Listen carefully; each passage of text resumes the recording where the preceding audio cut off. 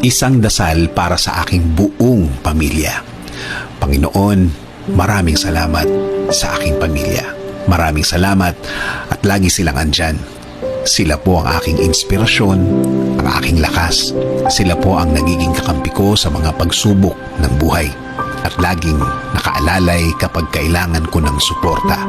Lord, kasama po ng aking dasal na ito na mas mapalapit sila sa iyo, mas makilala ka nila, mas malaman pa nila ang iyong kabaitan, kasama ng nakita nila sa aking buhay na ikaw ang pinagkukunan ko ng lakas sa araw-araw.